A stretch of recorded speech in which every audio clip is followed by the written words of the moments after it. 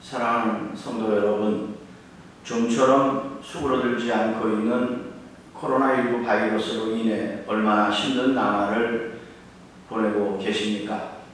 우리 교회는 지난주에 말씀드린 대로 13일 주일부터 교회에서 예배를 드리고자 했지만 또다시 정부가 사회적 거리두기를 한 주 연장함에 따라 13일 주간까지 비대면으로 예배하며 개인적으로는 주님과 소통할 수 있는 기도의 시간들을 많이 가지시기 바랍니다. 아울러 경제적인 문제로 인해 어려움을 겪고 있는 성도님들과 또 비대면으로 인한 교회의 재정을 감안하여 저 역시 조금이나마 동참하는 마음으로 9월과 10월 사례비를 50% 삭감하도록 하겠습니다. 성도 여러분, 힘내시기 바랍니다. 우리는 모두 작금의 깊은 아픔과 혼란을 경험하고 있습니다. 한순간도 긴장의 끈을 놓을 수 없는 그런 상황입니다. 우리는 코로나19 사태로 말미암아 단 한 번도 경험해보지 못했던 예배당에서 예배를 드릴 수 없는 상황을 맞이했습니다. 그리고 너무나 당황스러운 것은 예배당에서 예배를 드리는 교회와 그렇지 않는 교회 간의 서로를 향한 비난까지도 지금 경험하고 있습니다. 뿐만 아니라 사회적으로는 교회 공동체가 반사회적인 집단으로 매도당하는 아픔을 또한 경험하고 있습니다. 그럼에도 불구하고 우리가 굳건하게 믿을 수 있는 것은 어느 시대, 상황, 어떤 경우를 막론하고 예수 그리스도는 우리에게 진정한 희망이 되신다라고 하는 사실입니다. 이처럼 그리스도는 우리의 진정한 소망이시기에 우리는 간절함으로 주여 이제 회복하게 하소서라고 기도해야 할 것입니다. 그 한 예가 바로 에스라 시대에 나타나고 있습니다. 당시 이스라엘은 하나님께 징벌을 받아 포로로 잡혀가서 소망을 품기 어려운 그런 삶을 살았습니다. 그러나 하나님께서는 복역한 후에는 반드시 본국으로 돌아가게 할 것이다 라고 하는 약속의 말씀을 주셨습니다. 그런데 그럼에도 불구하고 포로 생활을 하는 유대인들은 현실적인 상황을 보면서 고통과 좌절을 뼈아프게 경험할 수밖에 없었습니다. 하지만 그런 와중에도 하나님은 당신의 계획에 따라 그들을 3번에 걸쳐서 고국으로 돌아오게 하셨다라고 하는 사실을 우리는 말씀을 통해서 엿볼 수 있습니다. 이와 같은 맥락에서 오늘 우리 모두는 한국 교회의 현실과 이에 대한 분석을 보면서 소망을 이야기하기 어려운 정말 어려운 상황을 맞이하고 있는 것 같습니다. 포로로 잡혀간 이스라엘 백성들의 탄식과 유사한 탄식이 오늘 우리 가운데도 있을 수 있다라고 하는 말입니다. 그러나 우리의 상황이 그렇다고 소망이 없는 것은 결코 아닙니다. 우리의 상황을 보면 도저히 풀어낼 수 없는 것과 같은 것들이 산더미같이 쌓여 있다라고 하는 것을 인정하지 않을 수는 없습니다. 그러나 어디까지나 이것은 우리의 상황이고 우리의 능력에 관한 이야기이지 하나님은 전능하시기 때문에 지금 이 순간에도 우리에게도 회복의 프로세스를 진행하고 계시다라고 하는 사실을 여러분 믿으시기 바랍니다. 그러면 이렇게 회복시키시는 하나님의 은혜를 과연 우리가 어떻게 누릴 수 있겠습니까? 본문 에스라서의 말씀을 보면 하나님께서 그들에게 해방의 은총을 베푸셔서 에스라와 함께 포로되었던 바벨론 땅에서 고국으로 돌아가게 되었음을 엿볼 수 있습니다. 그가 포로에서 돌아오자마자 첫 번째 한 것이 어떤 일이었습니까? 바로 성전을 재건하는 일과 제사를 회복하는 일이었습니다. 당장 가나안 땅에 도착한 백성들의 입장에서는 생존의 문제가 절실했기 때문에 성전을 재건하는 일과 하나님께 제사하는 일보다 오히려 그 일이 더 시급했을지도 모릅니다. 그러나 에스라의 생각은 분명 달랐습니다. 그의 관점에서의 급선무는 먼저 하나님께 돌아가는 것이었습니다. 새로운 땅에서 어떤 방법으로 살아가야 할 것인가, 이것보다는 먼저 지난날의 우리의 죄가를 회개하면서 하나님께로 돌아가게 하는 것이 에스라의 급선무였다라는 것입니다. 민족에게 영적인 능력을 회복하는 것이 더 중요했습니다. 그래서 그는 이스라엘 백성들을 불러 모아서 예배의 회복을 경험하게 만듭니다. 이스라엘 백성들의 예배의 자리가 하나님의 임재의 자리가 되게 했다라고 하는 말입니다. 그러면 모든 부분에서 그들에게 살 길이 열린다라고 하는 사실을 에스라는 누구보다도 잘 알고 있었기 때문입니다. 사랑하는 성도 여러분, 이 시대에도 우리의 모든 예배의 자리가 하나님의 임재의 자리로 성령을 사모하는 자리가 되어야 할 것입니다. 무엇보다도 우리의 예배에서 하나님의 임재를 생명처럼 여겨야 한다라고 하는 말씀입니다.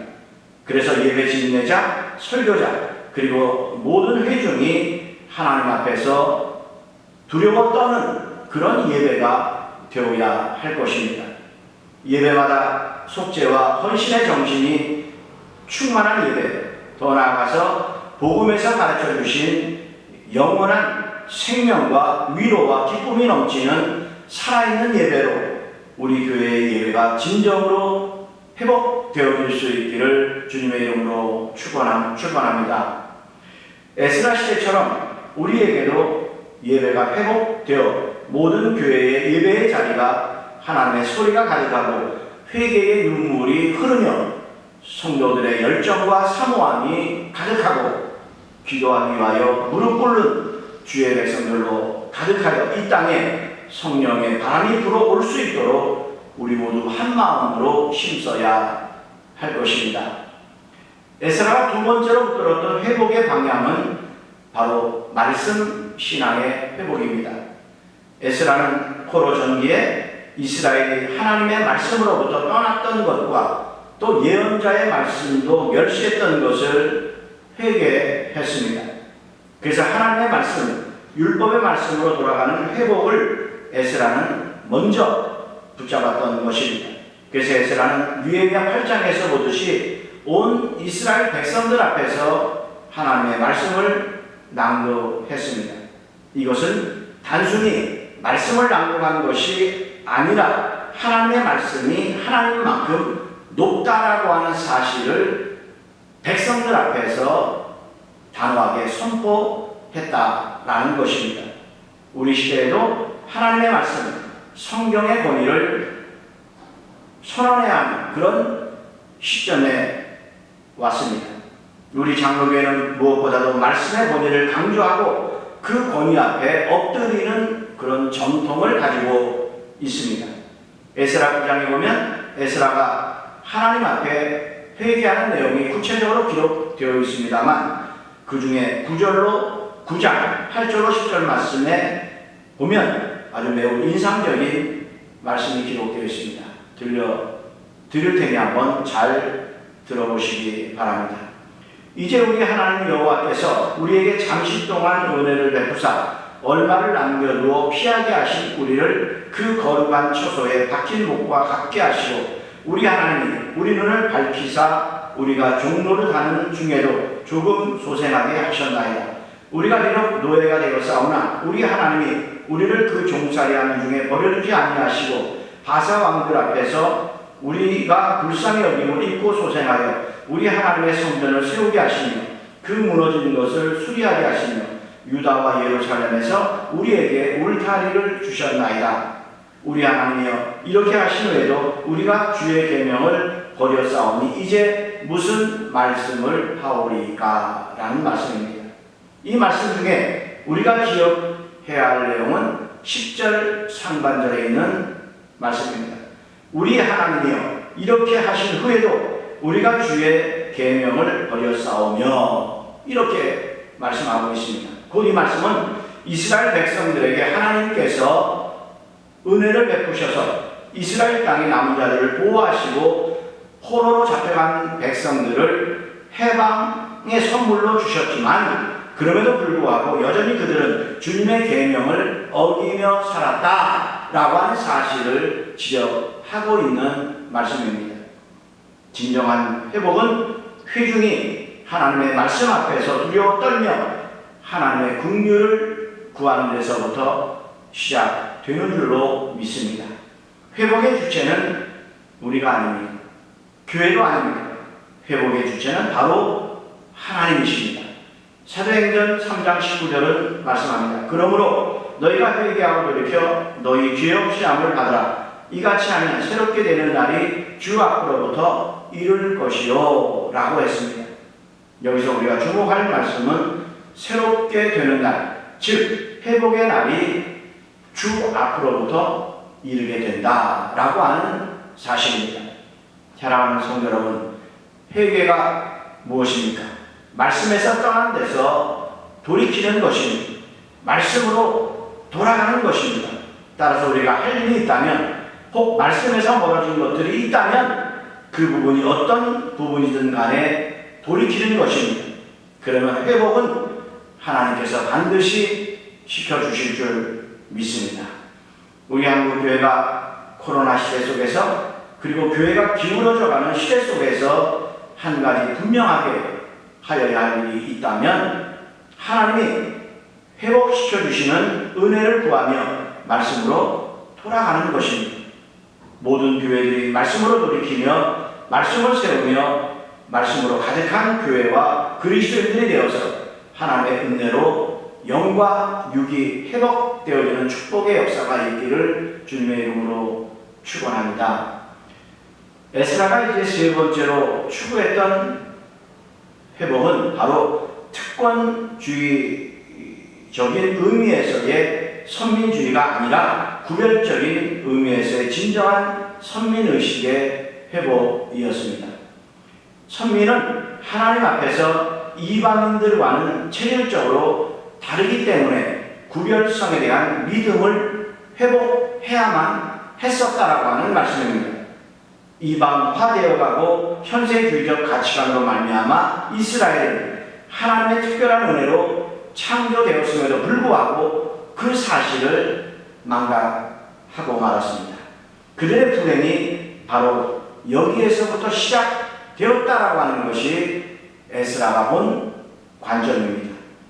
교회의 구별성은 하나님께서 모든 피조물 위에 높으시며 탁월하시다라고 하는 타자성에 비롯된다는 사실을 우리는 분명 명심해야 할 것입니다.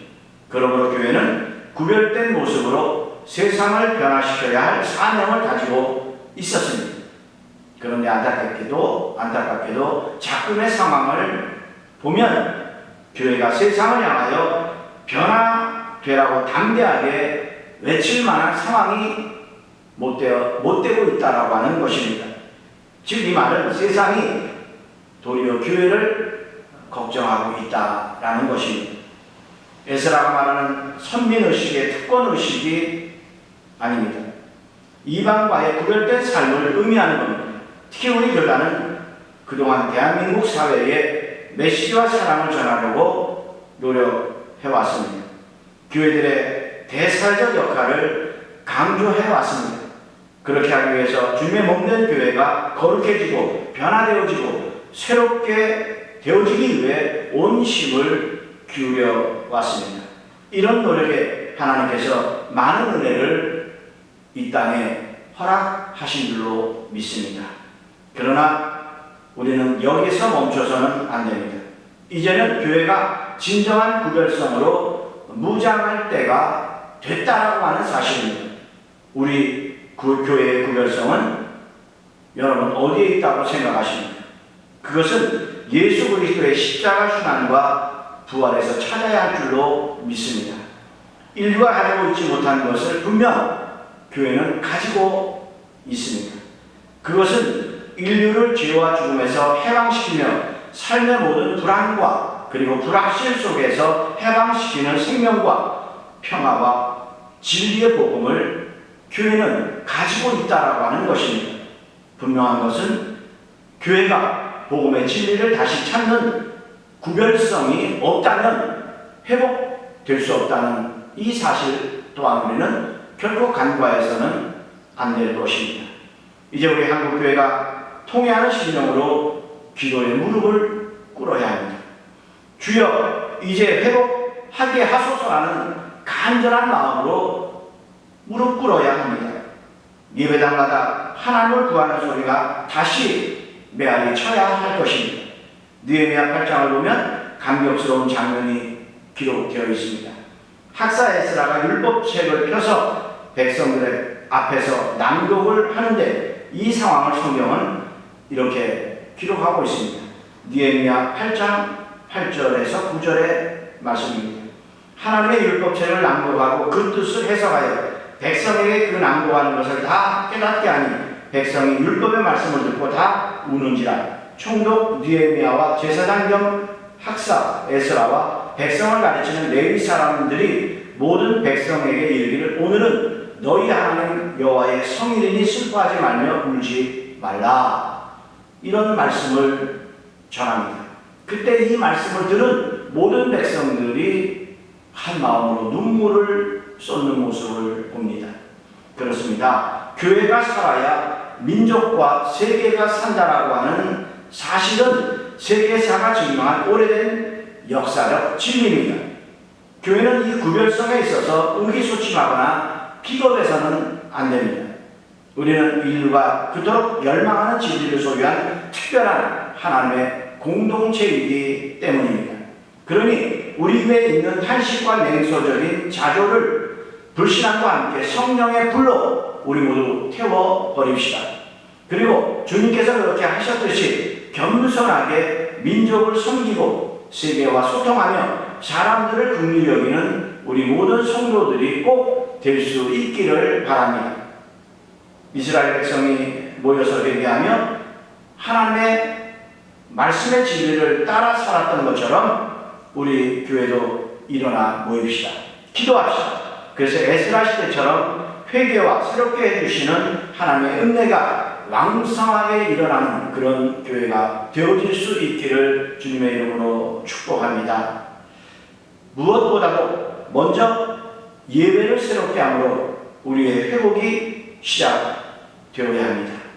우리 강단에서 하나님의 말씀의 권위, 성경의 주권을 세우고 하나님을 향하여 긍휼을 구하고 예수 그리스도께서 십자가에서 죽으신 대속적 죽으심과 죄와 사망을 이기시고 부활하셨고 마침내 다시 오신다는 진리의 능력을 교회가 다시 향유할 수 있기를 바랍니다. 이로 인하여 진리 안에서 주권적으로 자유롭게 역사하시는 성령님의 그 불같은 역사가 교회 안에 다시 불처럼 일어나게 되시기를 바랍니다. 그리하여 우리 교단에 소속된 모든 교회들이 하나님의 은혜 가운데 회복시켜주는 그 축복으로 이 세상을 위로하고 새롭게 하는 사명을 감당하는 역사가 있기를 주의 이름으로 축복합니다. 이제 말씀을 맺고자 합니다. 코로나19로 한국을 비롯한 모든 나라들이 지금 많은 어려움을 겪으며 이전까지 겪어보지 못했던 많은 것들을 경험하고 있습니다. 코로나19는 사회 문화뿐만 아니라 교회 생태까지 변화를 주었습니다. 이러한 비상시국 상황에서 국가적, 사회적, 교회적 큰 이슈인 문제를 모든 교회들이 잘 준비하고 이를 바탕으로 해서 그리스도인들이 삶의 자리에서 영적인 무력감과 패배주의 의식에서 벗어나 전인적인 영성회복을 도모하여 변화된 삶을 살아갈 수 있도록 견인해야 할 것입니다. 대규모 전염병과 같은 재난은 다시 발생할 수도 있습니다. 그러니 교회는 포스트 코로나를 준비해야 할 것입니다. 재난을 겪을 때도 힘들지만 그 이후에 찾아오는 어려움 또한 만만치 않기 때문입니다. 사랑하는 성도 여러분, 우리가 직면한 여러 가지 상황에서 교단에 속한 모든 교회가 한 마음으로 한 방향으로 나아갈 때 교회의 회복은 하나님으로부터 선물로 주어질 것이라는 확신을 갖습니다. 한국교회는 회복될 수 있고 회복되어야 할 줄 믿습니다. 주여 이제 회복하게 하여 주옵소서. 이 간절함의 기도가 이 땅의 그리스도인들의 회개와 결단을 통해서 아름다운 열매가 맺어질 수 있기를 주님의 이름으로 축원합니다. 기도하시겠습니다.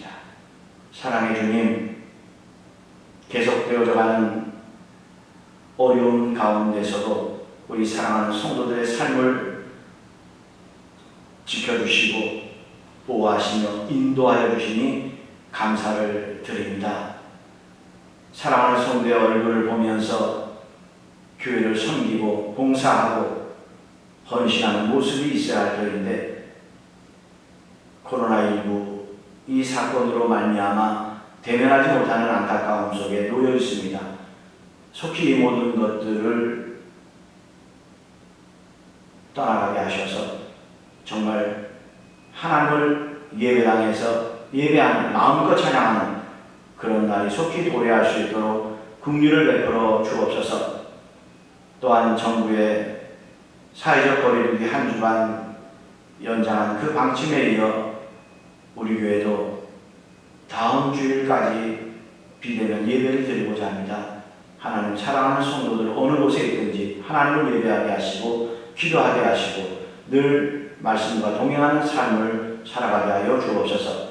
그래서 속히 건강한 모습으로 성전에서 서로 반가운 모습을 가지고 하나님을 예배하는 그러한 날이 도래할 수 있기를 간절히 바라고 원하오며 사랑이 많으신 예수님의 이름으로 기도드리옵나이다. 아멘.